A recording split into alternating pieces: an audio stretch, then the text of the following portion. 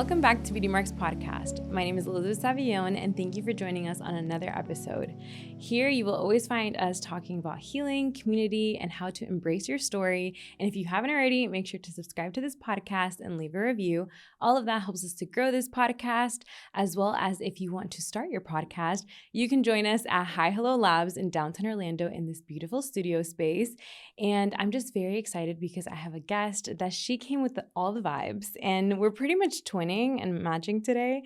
But I feel like in this month that we're talking about womanhood, and a big kind of theme I felt was about like our body and like how we see ourselves, the challenges that we as women sometimes face with that. And so I have here a mental health counselor. She is a professional, but we're just going to have a girl chat today. And her name is Jojo Venant. So welcome to Beauty Marks Podcast. Thank you. I'm so happy to be here. I'm very excited you got to do this and you said yes. Everyone has talked about you in a good way and has said like you need to have Jojo on because she has so much just knowledge, but also you have your own magazine that you just started last year. Can you share a little bit about that? Yes. So it launched November of last year. So the fall edition. So we're doing just the different seasons, fall, winter. So we've had two. Okay. It's called Chasing Clarity, and it's all things mental health, culture, and well-being. And it's kind of evolving into a lot of storytelling, which I really like. The relationships edition was the very first one. Loved that one. We really took a deep dive into relationships. And this last one was all things relating to the body. So this was the body edition. And we just took different angles on that one. Yeah, I love that because I feel like I know that that's a topic when it comes to like relationships is one thing, right? It's like, you know, teaching about healthy relationships and all of that. But I feel like a lot of the stuff like with self, I feel like stems in how we show up in relationships sometimes, or like how we see ourselves. You've worked with couples. And so what is kind of like your area of interest when it comes to counseling? You know, I find great passion in individuals just wanting to be a better version of themselves, whether that is, you know, the way they show up also in relationships, but mainly figuring out where they want to be and where they're at. So I'll see people that they're wanting to get back into relationships and just figuring out, okay, who was I before and who I am now and what I don't want to bring into the next relationship. I love that stage in people's lives where it's like, okay, so let's talk about this. So what are your fears? Yeah. Or they just went through a breakup and it's like, who am I now? I was so much a part of someone else. So yeah, I love going through those stages with people. Yeah. And what made you like passionate about the work that you do? You know, I always had good relationships with people. And it was a relationship where I felt like people could talk to me really easily. And growing up in the church, we always grew up, we always talked about like our purposes and our calling and things like that. And people would always say, you know what, you should really be a counselor. Like, you're just so easy to talk to. And then the voice in the my dad's voice would come in my mind and say, no, you're going to be a lawyer. You're going to be a doctor, because he always says, you're so argumentative. You could be a great attorney. And I'm like, but my heart is healing the broken soul. And I made a decision one day. I was actually pre-med and I changed it. And I'm like, no, you need to go with what you're good at, what you're called to do. And that is to help people in their most vulnerable times. I'm glad that you like followed that, because sometimes in those years, I mean, first of all, it's a lot of pressure having to decide at 18 or 17, like, what are you going to do for the rest of your life? But then you have all these voices and all these people and opinions. And then it's like the money, it's like, what's going to make the most money? What's the most like career, like responsible thing? And it's just like, that can sway you away. But then I feel like I have seen it in my life and in other lives that when you don't do what you're passionate about, you end up going back to that later on in life. It's so true. And you're like, I should have just stayed there. I should have just started there. So that's always something that I tell like young people, that I'm like, just do the thing. If you want to do art, do art. If you want to do fashion, or you want to do something that's like maybe not as like the careers that they push, it's like, do that, because you can end up continuing, well, first to love it, but also you can, whatever is going to flow from that, like the finances, all of that, you know, will come from like what you enjoy doing. Yeah. And if you do it with excellence, you do it well, and you put your time and it will flourish. Yeah. Just like with anything, if you put your energy towards the negative things, what's going to come from that? Negativity. Exactly. Exactly. So I agree with that. So we're talking today about your story. I know that everyone has a story, and we talk a lot about like embracing kind of the parts of you, the marks that have created who you are today. And kind of like when someone sees you, maybe they only see a perception, or they're like, this is who Jojo is. So can you share a little bit about kind of like your journey of struggles that you've had with your own self-esteem, the way that you see yourself? Oh, man. And it's interesting. It's so true. So people do meet me and they're just like, oh, she has it all together and she's probably type A. And I do wish I was type A. I am a type A. I love type A's. I really? That's bond good. so well because it's like, I still have a, strong work ethic, and I do really like to do things well. So type A's are like, okay, she likes to do things right. Yeah. And so I kind of like, hey, we can take a little bit of a longer lunch today. If you were my coworker, you would know that. I'd be like, just a little longer, extra 5 minutes. We'll do it at the end of the day. We'll finish out, strong at the end of the day. So it's kind of like I help relax a little bit the type A. Yeah. And then the type A will be like, so it's been more than 5 minutes. We need to go. And I'm like, okay. So we work actually really well together. But so people see me and they're like, you know what? She's probably this certain way. And when I really do come from a place of my childhood, a very insecure place,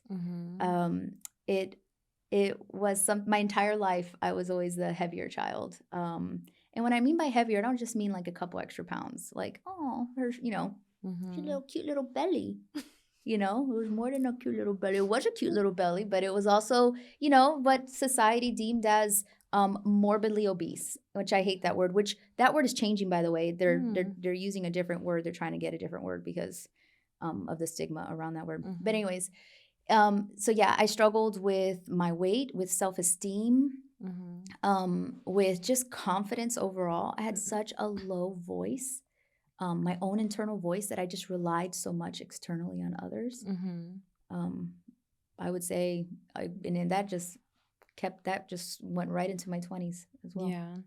And you shared, she shared her, it was for your first time, right? Like publicly, was through like your own publication, correct? Yes. So was that like, well, we'll talk about that a little bit later, but like, how was that, process of like being like, okay, this is who I was and this is who I am today? Like, how was that journey for you? It's like things come out of that closet that you thought you cleaned out until you're sitting there and you're facing it and you're, for me, I was typing it, like writing out this journey of, where I was and how I am, where I got to where I am now, and the healing and the freedom of sharing and all this. And tears, it was intense. I cried, I don't know how many times during that process. And then I wasn't myself for a little bit after that. And I didn't put two and two together till later. But it was several weeks after where it's just, I was in my feels. Yeah. So as much as I was like, I'm ready, You'll never be ready. I was also like, am I? Like, do I have to be? And I wear my heart on my sleeve. Like, I'm not a person of secrets. Yeah. Like, hey, let's talk. We can talk about whatever it is. We can talk. Like, I'll share my story. Let's talk.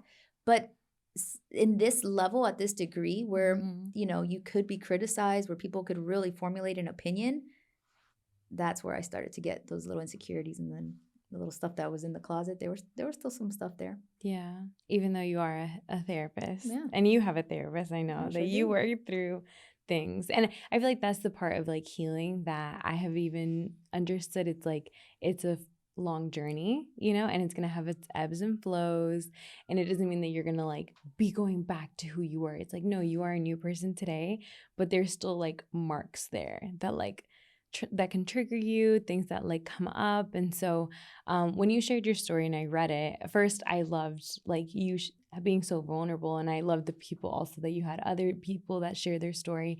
And so a part of it that I saw that I was like, wow, like you shared that it's like you were trying to hide that you were fat, and like you were like, I was trying to like just not be fat, and like everything revolved around that. So then you use like comedy and you use like other things to kind of like mask that. So can you share a little bit about that and how that showed up?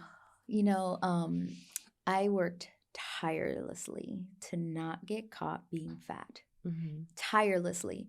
And I'm using the word, and I want to be cautious because I know that's such a trigger word. And it's actually a word I don't let my daughters use that word. It's like we don't describe people as fat because it's such a hurtful word and it's so used against people.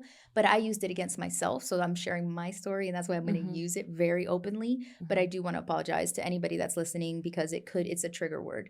But I worked really hard to not get caught being fat. And how I did that was being really funny, and it was something natural for me, and it's still part of my personality. I was voted most likely to be a stand-up comedian in high school. Like I was just silly. And I worked really hard to just, if they looking back, of course, this wasn't such an active thought, but like if I'm silly and funny, they're gonna see that. I wore baggy clothes. I don't think I can't remember a time where I actually wore like shorts comfortably.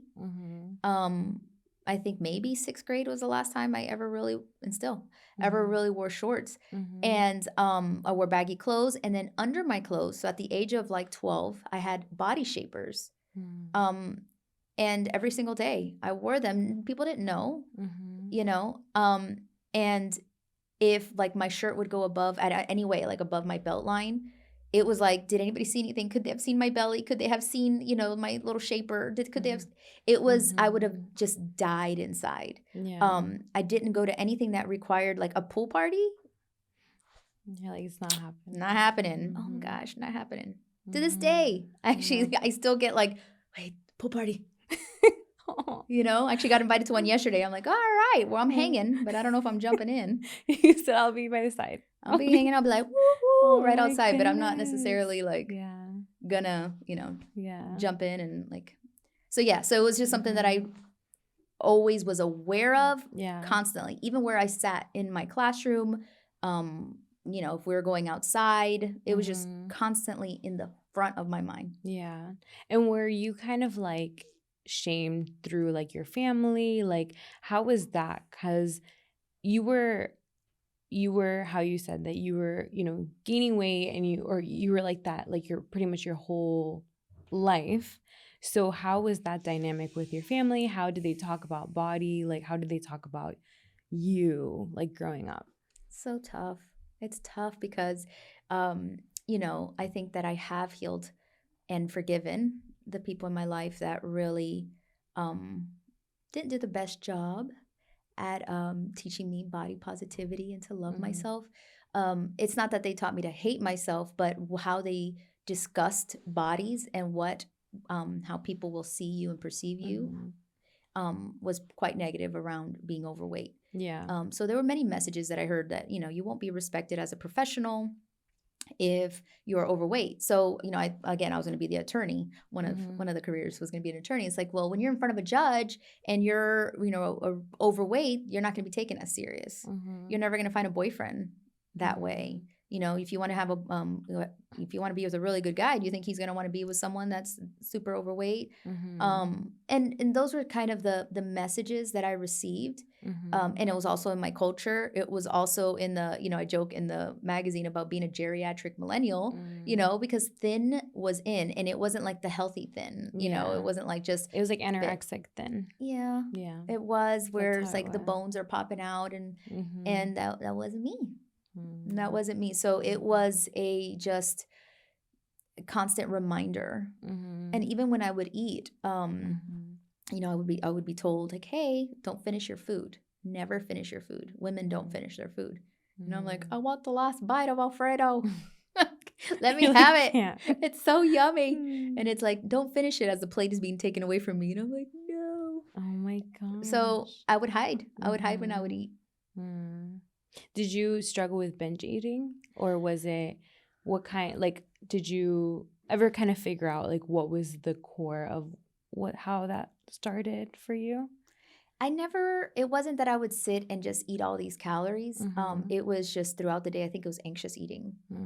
And I was just rewarding myself constantly. I had a lot of, the low self-esteem, and I moved around a lot as a kid. And there was a lot of distractions, and I think that where the attention wasn't on me, and I think I was constantly rewarding myself, because it's compensatory behaviors. Yeah. So every time I'd have a cookie, all the fun little, lights would light up in my brain, all the good feels. So it's like, so I think I constantly rewarded myself and just compensated for the things that were going on around me. Yeah. And I asked that just because I've shared on here about like my own struggles with like being overweight as a child. And over the years, I figured that it was like through my own trauma that was kind of how I was coping, and like my anxiety that I had, but I had no language for that. And so then I'm like, wow. And then I went to the other extreme of like not eating and like having a really bad relationship with food. And so I felt like that was kind of like those are all symptoms sometimes. And at least for myself, so I'm talking for myself, it was like those are symptoms of things like that were way deeper than that, And so it's interesting how like over the years, that causes things, or like we look different and all of that, but there's still like that like inner child that it's like they had needs and they had other maybe just desires, or they wanted to really speak out about something, but like they were never heard. And so we're masked and being like, oh, you're just so, irresponsible, or like your body's changing. It's like, that's not really what it is though, And so how was that kind of journey for you with when, getting through high school? I know we talked about boys, like, when we talked, it was like, you were like, you were like boy crazy. So how was that? Oh, so boy crazy. And I think that, I was boy crazy, but I was also one of the guys, So I think I was able to really just hang out with them and be funny. And I would still flirt, but because they didn't see me, they saw me as one of the guys and not like a potential partner. They would just be like, JoJo's so funny. And I'm like, I love you. Like, marry I'm obsessed me. with you. Like, did you just put your arm around me? So I would make jokes like, they'd put their arm around me. And I'm like, are we having a moment? Is this fine? Like, just joking. They'd be like, hook me up with your best friend. Let me tell you, and then I'd be like, sure, I'll hook you up with my best friend.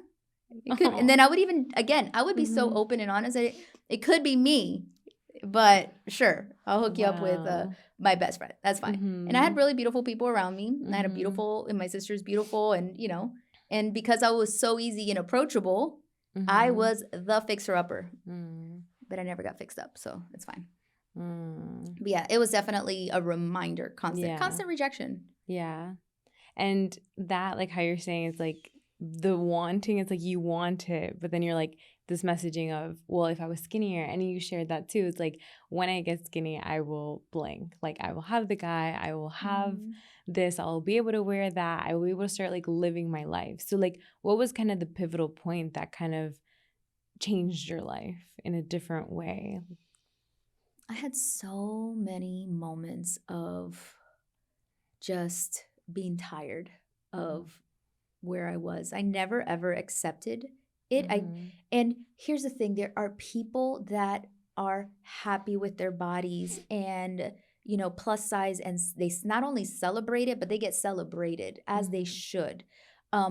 This was my experience where yes, I had a lot of people, there were people that shamed me around me, yes, but I was my worst critic. I absolutely was. So for my experience, I was so miserable in my body. Should I have been? No. Do I wish I would have had a better body image? Absolutely, but I didn't. So I hated everything about myself. And I know you asked me about, like what was that pivotal moment, but I just remembered, like as I'm sitting here, I was in, I think it was 10th or 11th grade. 11th grade. And I had made some friends. Again, one of them I had a big crush on, and he was like in love with my cousin, who was drop dead gorgeous. He should have been, because she was just perfection. And he came over with a friend I had met. This was at another state. I had moved across the country, and they had come over to say bye because I was going to move. And they were in my room, and I had gone to get something and come back, and I saw him looking at my I like a little vanity. And on one attempt to make myself lose weight, I had written myself the meanest, ugliest notes that you can think of. notes that were like, "You're so disgusting." Like the meanest things you could tell someone. I'm so sorry for that young girl, that I did that to myself. And I saw him look at it, and I just died inside.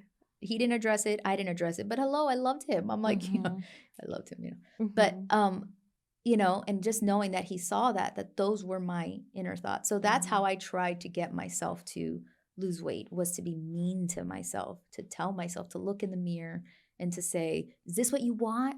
You're disgusting." That's how I talk to myself, So I think I had many moments where I was tired of that. And I did live, like you said earlier, I lived in the moment of like, when I lose weight, I'm going to go to Six Flags and I'm going to, do this and I'm going to do that. And I just had a list of all the things that I would do. So I think it was a moment just being in my 20s and going, I don't want to die. I don't want to, have to buy fabric to be able to wear the outfit I want, or to, all the dresses at the time. Things have evolved a lot, as far as like plus size clothing.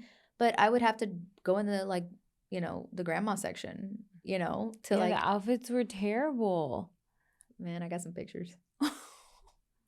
I'm not laughing at you. I'm not. I promise you. I just know that's like my like. Oh my God! I just know that was even like in the back. It was like in the back of the store, or like it was like a whole.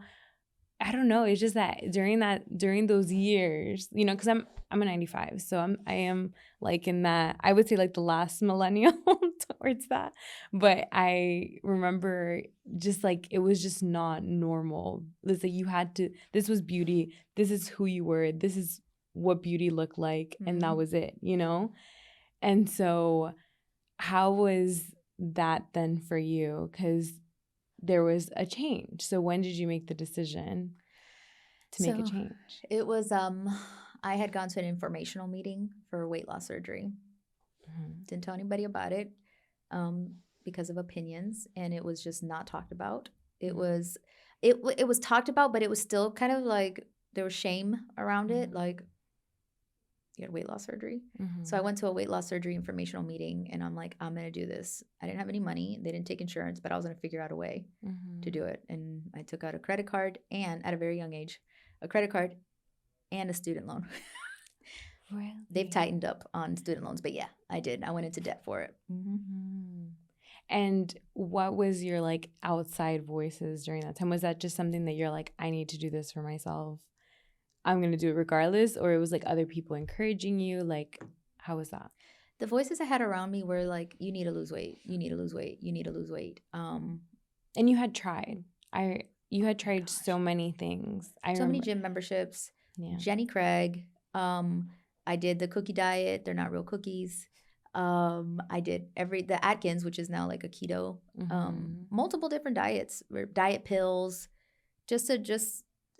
and I had got diet pills like at a young age. Like a doctor gave me diet pills at like 14 or 15. And I just was constantly failing at every attempt. So I finally felt hope for the first time, and I did, like it was quick. I went through with it rather quickly. And how was that recovery? How was through that process? Because I know people don't talk about it. So first I want to say that I know that surgeries, getting which that's under what category when you say surgery? Because I don't want to say like the gastric bypass is a medical procedure now. It's a medical procedure. Yeah. Okay, so they're all. But I think before it was considered just elective. Okay. Like an elective cosmetic, I guess.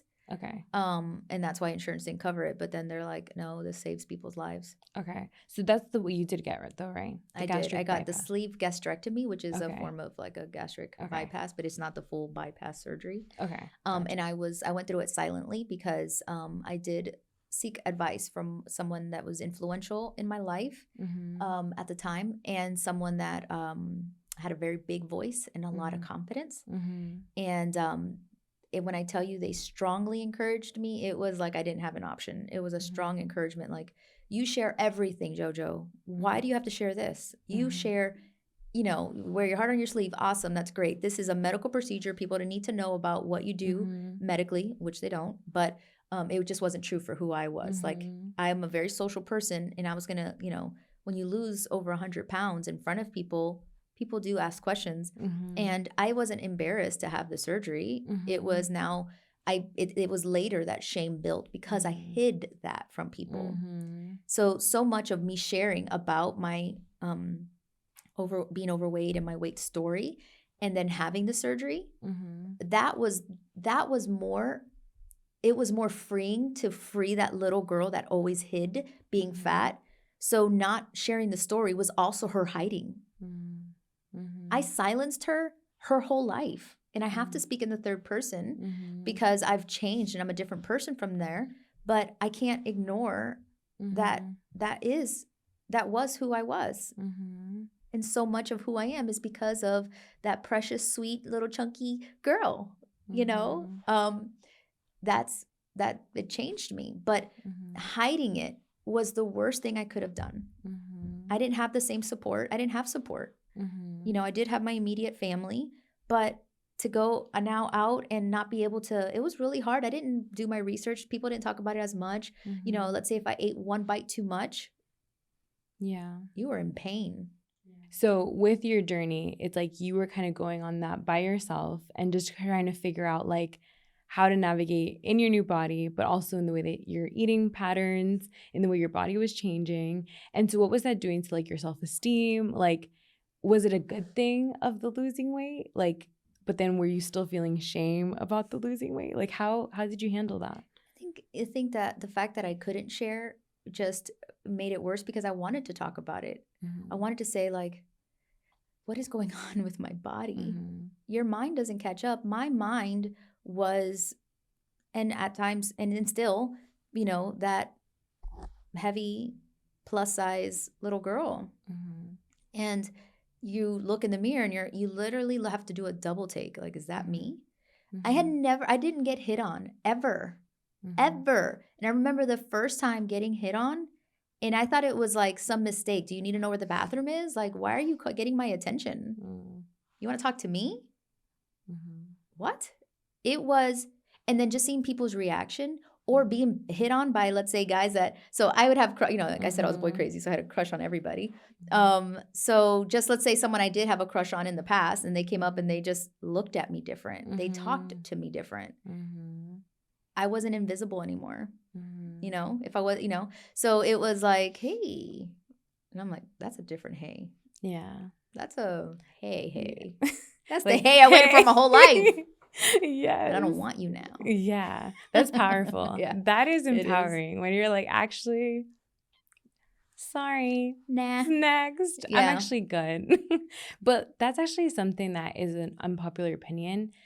Do you think that people treat you differently being skinnier or being overweight? 1,000%.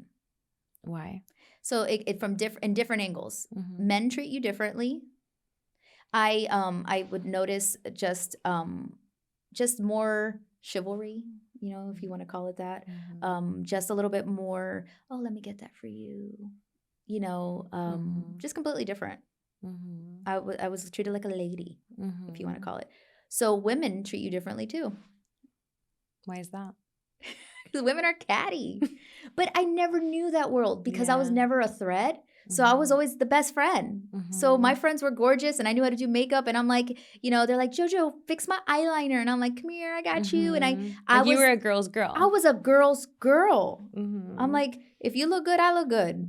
Let's go out. And I was not the prettiest one out of the group. We'd all go out. I was never the one that was hit on. But, you know, and of course there were moments, and if it did hurt me, it was not because they got hit on. It's because I didn't. I never looked at it. I always thought, you're deserving of love. You are beautiful. Of course. It was like, of course you're hit on. Mine, it wasn't a reflection. She shouldn't get hit on. I'm prettier than her or I'm better than her. It was never that. In fact, I would even tell myself, listen to the narrative. I would say, you know what? A really amazing guy deserves to have a partner that can go to the park with him and can do these rides, let's say at a theme park. So why should I expect someone to settle for me? That's what I would tell myself. So it's almost like I pitied the guy before he was even in the picture. I was like, you know what? Let me not do that to that poor guy. I don't want him to be embarrassed of me. So it's like I accepted that. But women, the moment I lost weight, the shift happened. It's like you're actually like pretty and you can get guys too. And It's like the insecurity that comes out of that. It was so weird. Yeah. I did not, because I was a girl's girl, because I was the Yeah. safe friend, I guess, I was the wing woman.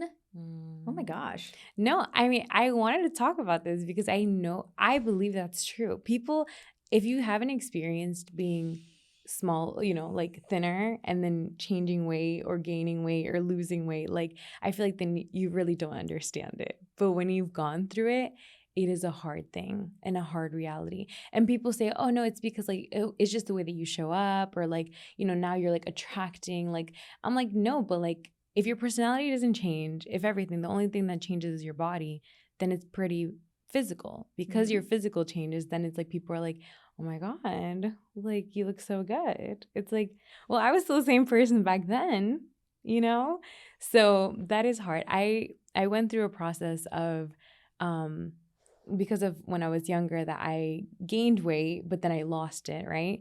And then I gained weight again. So then that triggering of like that child of like not being liked, and then when I lost weight, then it's like I was liked. And so then when my body was changing and I was gaining weight, and I would be like, oh my God, like I'm seeing like a whole nother world, and I hate it. Like I hate it because I'm like, I don't see people that way.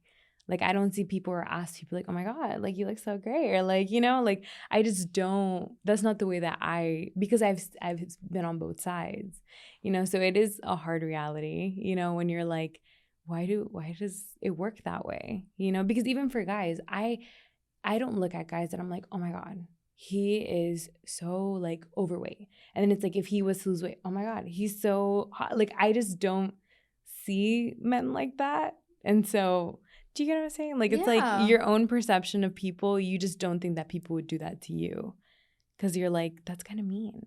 And people are mean. Yes. People can be mean. Yes. People can be so, so mean. And I know it's a reflection of who they are. Mm-hmm. It's not you. Mm-hmm. But it starts to just add up and add up. And then you start to believe it. Mm-hmm. And then your inner voice is just what everybody else's voice is. Because when you have that's pretty much what low self-esteem is. Yeah. Really thinking of yourself negatively and relying on others. It's like secondhand validation. Yeah. Someone else likes me, then I'm worth it. Mm-hmm. So with the weight loss journey, and getting to a point where I would say it took me a solid 5+ years to kind of just gain some footing in who I was. Mm-hmm. And then another 5 years after that, it's been 16 years, but it's still in it. And I'm still in the process. I'm still in the process of figuring that out, because we look differently at different times, after we have a baby, we look different. And then just people around us and situations in our lives change, help, Yeah. So it's like different stages. It's like, and things show up as well. Yeah. Like writing this article and having everything relating in the magazine relating to the body brought up stuff that I thought was gone. And it's like, like there. What, if you feel comfortable sharing? Man. Yeah, I don't mind. I think I cared so much still about what people thought. And because in my article, I have an open apology to my family members that when they asked me, because I became an expert at changing the subject, I didn't want to lie, so I figured out a way to kind of tell the truth. So I would say things like, oh my gosh, I'm barely eating, because you're barely eating when you have this surgery. So I had just so much fear around that public apology and that, what would they think? And the majority, no one really came to me after I wrote it. So I had so much, and I'm not upset at them. It's not like I expected them to go, oh, Jojo, thanks for doing that. I wasn't expecting that, but I think it was just 2 cousins that sent me like a little DM, little message from it saying, that was awesome. Thanks for sharing. That was brave.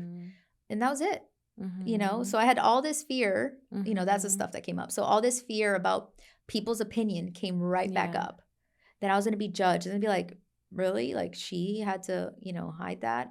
And it was like, I didn't have to. I did. I made a mistake.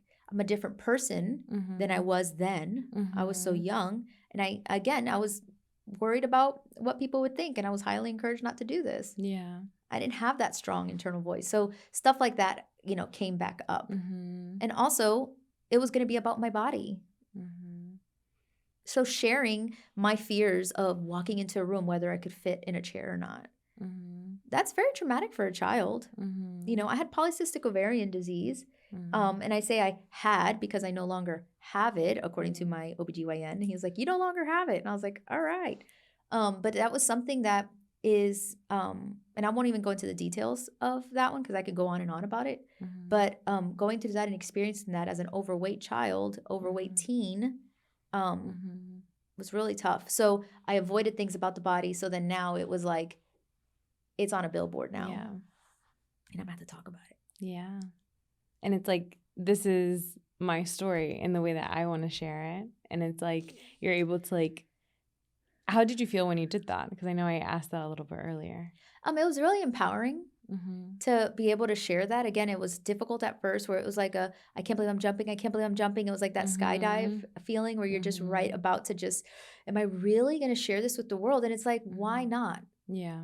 It is time. And my story can help so many. I'm a therapist. And I am holding back on something that could help others. Now, I did make a decision in 2013 to be open about my surgery. So every new person I met, or that I was around, it wasn't like I hid it. It was something I was very open about. And it was more so those individuals that saw me when I first started, like the loved ones that didn't know and friends that didn't know. It was like, that's the part where that was where my freedom needed to come through. The healing was telling those people. Yeah. Like to be like, this is what really happened during that time when what you were seeing was really this, and just being like okay with them knowing. Because so after the surgery, I know that you're saying that you're proud that you got it. That's what you needed for yourself, and like that was the best decision for you. So how did that change your life in the way that you showed up? Like, did weight loss solve all your problems? Weight loss did not solve all my problems. Now, did it help boost some confidence here and there? It did. And I think it was more what things I could do. Not so much looks. Yes, that plays a role. It does. I'm not going to lie. But I would say just the fact that I could do things regular people could do was like, I can go on a ride. I can do this. I don't have to be all paranoid getting on an airplane and things like that. I think that was definitely the most, the best part about that. But how I show up now, because I want to make sure I answer that question, or how did that affect? I think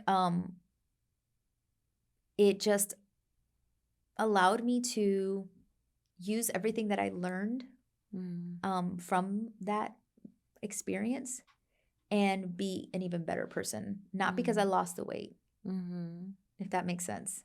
Does the way that you treat other people, would you say? I think that having experienced what I did with such self-loathing and just so much, because again, with the polycystic ovarian and with the, how my body looked and the scars that I had afterwards. I still have the scars from those body shapers and all this.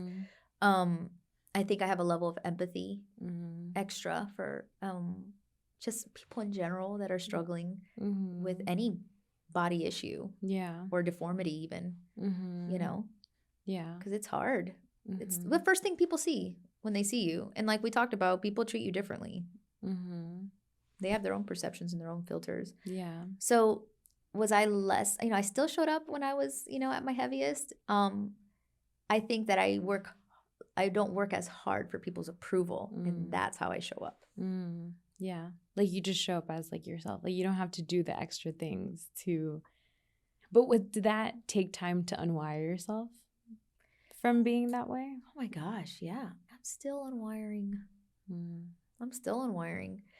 I am still figuring it out. I am still, at times going, am I people pleasing again? And it shows up here and there all the time. And it usually shows up when I have to prove myself in some way or another. So it's like this, hustling for love type of thing, which actually a professor of mine coined the term like hustling for love. And I adopted that because it's like, I really was hustling. It was like, love me for me. And it's like, I was just as lovable and people loved me for who I was. But it's like, it was almost like I was seeing what was happening on the exterior as a sin, you know? Why a sin though?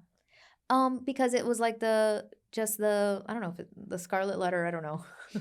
Like just kind of like just like this, it was a reflection of how I didn't care for the temple of the Holy Spirit, Yeah. Yeah. No, okay, I get what you're saying. Yes. It's like certain things that it's like, then that means that you don't love yourself or all of that, or honoring God and all of that. Yeah, so there's all kinds of stuff. So not only so the messages that we all receive is then obviously our formative years, what we hear from our parents, our siblings, our personal experiences, our peers, all play a role, but also what we hear from, our religious organizations that can be toxic. That what we hear from TV at the time, everything was how thin you can be. Yeah. So all of those things did that to me. It was it was a shocker. Yeah. How do you see like yourself now? Like, are you able to like show up as Jojo like in a different way in your everyday life? And what do you do to like work through that when those other past maybe or the inner child voices come up of, that are contradicting of like what you know today? The inner child, that little voice comes in all the time.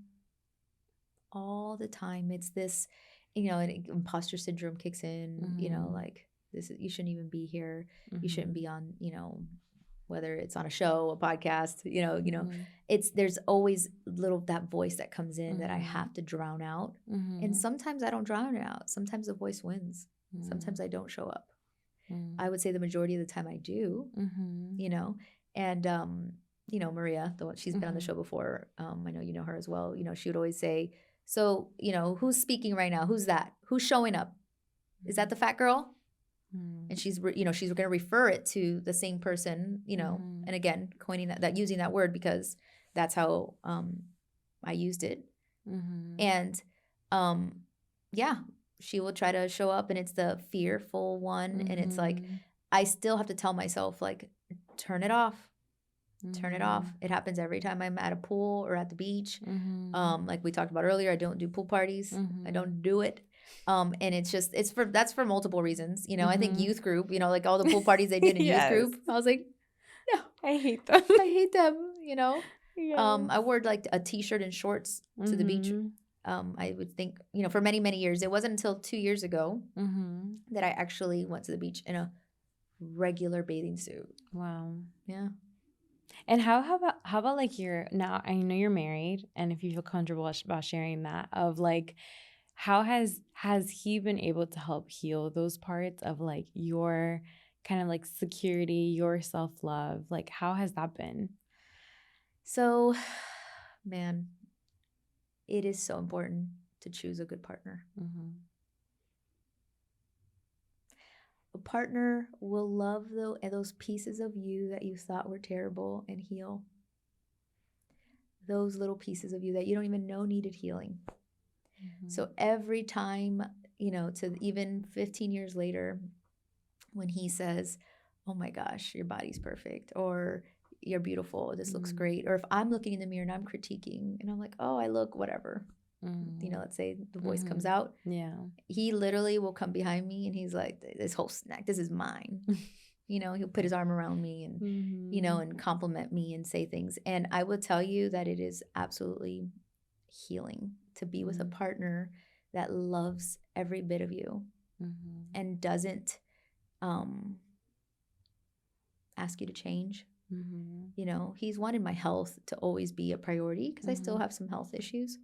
So he'll, talk about my health, but never about my weight. I might slash his tires if he did,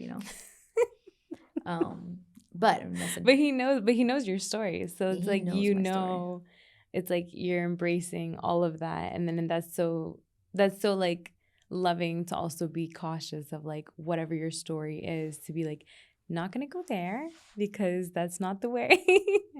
Yeah. No, it's because I asked that because it's beautiful to hear, but I know like when you have struggled with like eating disorders, when you've struggled with your self-esteem, your confidence, like those things are triggering, and people don't realize that like them asking about your weight or them saying like, oh, you know, like you need to lay off the food or like not eat today. And it's like people tell you stuff that it's like how we were saying.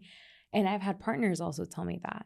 And them not being cautious of like, that's my history. Like, we just don't go there. Like, that is so triggering. Like, that is a spiral waiting to happen, you know? So that's so loving to like have those people that know what know who you are today, but also know like, just don't go there. Like, we're not going to go there. And there's things that he's going to say that is, I'm going to respond on my own biases and my own filters and my own insecurities. So he might say something like, are we really going to have that snack so late at night? That doesn't mean it's because so you don't get fat. But guess what I heard? You're going to get fat if you eat that. So I'm like, so I could respond, which I have in the past, been like, don't tell me what to do. You don't get to tell me what to eat or how to eat it. And, you know, he's such a good guy, man. He'll look at me and just be like he's so confused. He's like, sorry, I'm just saying, because we talked about, you know, not eating late at night. And then I'm like, okay, like, my bad. I'm sorry. Yeah, you know, you're right. You're right. Because he doesn't, you know, he's just talking. He should be able to just say these things. Yeah. But I have my little soft spots. Yeah. So with time, you learn those soft spots. He knows what not to say. Yeah. You know? Yeah. Like, don't you tell me to get a salad. He knows not. Like, even if he's in the mood for a salad, I'm always like, why is he getting one? You know, but he's not going to, you know, if he's like, we should get salads, it's not because he wants us to lose weight. Yeah. If I hear him say, let's get salads, it's like, that's my immediate thought. Shut her up. No. You are loved because not only you love yourself, but he loves you. Stop. Yeah. Stop it. Yeah. What do you have to say for someone that maybe is struggling with body image, self-esteem? You know, like, how do you start, you know, with working on that inner work? Because it's all inner work. As much as we can like work on the external parts, it's all within us, even as our body changes. So what encouragement or like tips do you have for someone? Before anything, if you are genuinely upset with yourself and you've tried and you've failed at certain attempts or things like that, I think the very first step is to forgive yourself. Forgive yourself for the things you knew that you still did, for the things you didn't know, because these disappointments, they build. And then you resent yourself. You lose faith in yourself. And it's like all those mean letters that I wrote myself, you know, it's like, did that encourage me? It didn't.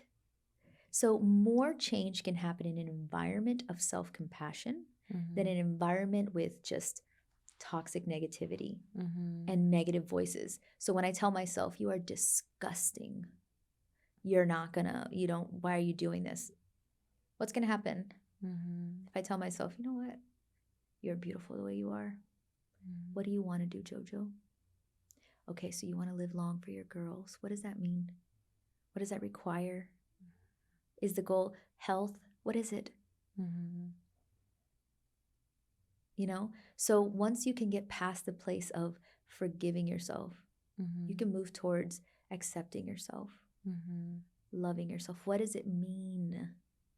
We focus so much on nurturing other relationships so that they can tell us we're worth it rather than nurturing the relationship with ourselves. Because if I'm best friends with you and you are awesome and I think so highly of you, if you think highly of me, then I'm worth something. That's secondhand self-love, secondhand self-validation. Wow.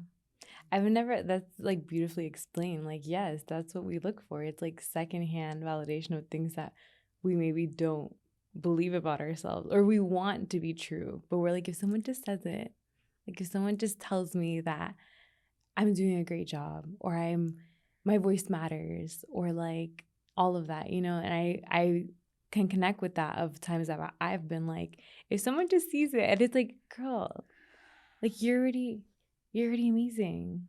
Like, show up as that, you know? But that self-love and self-compassion, that is so beautiful and hard to do. It's great when you're there, when you already like experienced it, like you're like, yeah, I love myself. But the journey to get there is hard. So what are the first things that you started with, that like practical things that maybe you started doing to be like, okay, I'm not going to go there? I'm still in that journey, I think, of how I talk to myself and self-compassion and all these things. I think the very first step, once we to notice these things, even with forgiveness and all that, like I mentioned earlier, is to take mental note of just how you talk to yourself. How do you talk to yourself?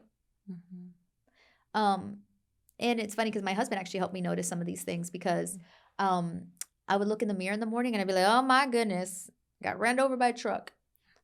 You know, got my eyes are a little swollen. See, what's it called? My phone is like, that's not you, girl.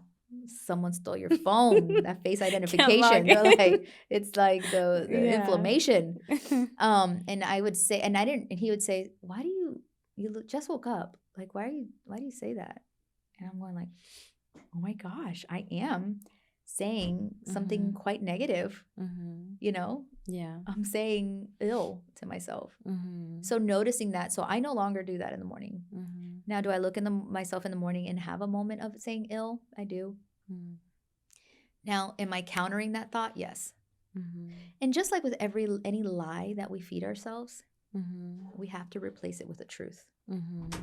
So instead of saying, ill, I just woke up, I look disgusting or whatever. That's a terrible thing to say to yourself, but it's things people tell themselves. You wake up and go, I just woke up. And, you take care of your face if you want to do a little ice cube or whatever. You tell yourself you're beautiful and that I'm perfect the way that I am. It's okay. Wrinkles mean I smile. Wrinkles mean I've been on this planet and I know a little more. That's what they mean for me. For others, let me tell you, there's some wrinkly people out there that they've been through it. Maybe it's their cigarette use. I don't know, but You're right. It's not always wisdom, but I'm gonna coin mine for wisdom. No, I know that that's a part. It's like, first is like telling yourself the things, but it's like working on the inner part of like catching yourself. I feel like is such a good thing to like notice, like catching yourself, the thoughts that you say. And also, like, I really want to, like, as we're wrapping up, and with like your body, the way that we sometimes stop to wait to live until this is fixed is such like precious time that you're, I would say, wasting, because sometimes we're so focused on this external part that gets to do beautiful things, gets you up walking. When we walked over here, like we made our steps going here, and it's like the things that our body's able to give us, even as we sometimes hate it, and it still shows up for us, and it's still like, we're up, we're here, we're going. It takes us to where we need to go. It tells us and lets us know, hey, you need to drink water, you need to eat. Like, it's communicating. It's like, this is like your home, And I feel like sometimes we struggle so much to accept that, even on the journey of wanting to change our bodies, of like weight loss, if you have certain goals, it's like, but there's so much love and so much just compassion that we can show to the home that keeps us going every single day, Yeah. So I want to, like, I know that has been a struggle for me personally. And I hear so many women that they're like, no, like, I'm not going to start living until I'm this weight, or like until I look like this. And it's like, but what about your everyday? Like, until then, right? Because it could happen or it could not. It could happen or it could not. So keep living like it's today, right now, being present. And we have to remind ourselves, because just in living in a busy life, just in general too, Yeah. It's like, stop, I'm here right now. And when you said that, this is home, that's deep. This is home. This is what you've got. So why do we abuse it? Why do we neglect it? Why do we ignore it? Like you said, it's telling you, I need water. That headache, what is it? There's a Kind of running on coffee. Is that, yeah, there's a whole joke that's like, Yeah. is my headache from dehydration? Is it from lack of sleep? Is it from, Yes. A, B, C, D? It's like all these Yeah. things. It's because what are we doing to care for ourselves? Yeah. I'm still working on that. Mm-hmm. And that's why I think I'm able to be so compassionate with individuals, because it's like, I have been there, I am there, you are me, and I am you. Yeah. We're all the same. Yeah. You know? Yeah. We're all on a journey. No one has landed on the destination of perfection. And we probably will never, and we'll never get there. So it's okay. And when we see people acting like they've made it there, like, please turn the page. Like, maybe get ideas of, like, what you want to do in your home. Take some ideas, take some notes. Oh, I like that color that she has on the wall. Or maybe there, people can give some good advice, not for that. But to strive to live life like that individual. Yeah. You don't know what it took for them to get there, or what's real and what's not. Yeah. So good. I'm sure that you encouraged someone today by sharing your story, and I'm so proud of you for doing it. Thank you for showing up for yourself, for that little girl. And I feel like that is so empowering to know that you're telling the story and the narrative in the way that you want to say it. So I hope that people can connect with you outside of this. Is there any last encouragements, anything that you want to share? That it's okay. It's okay to not know. It's okay to not have it all figured out.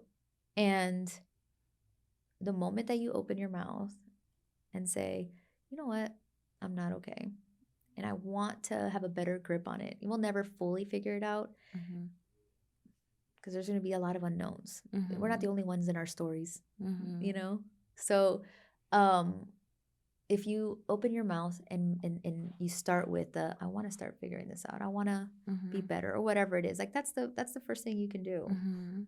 So I encourage whoever's just trying to figure it out. Figure it out with somebody. Talk to a professional.